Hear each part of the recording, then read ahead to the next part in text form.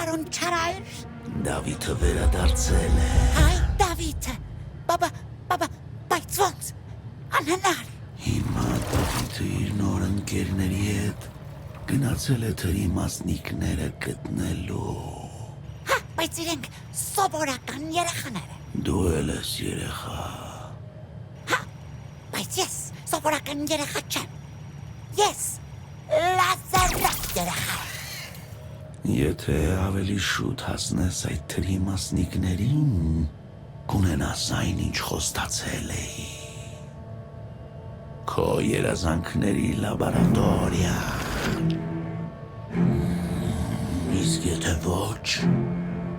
երազանքդ միայն երազում կդասնի։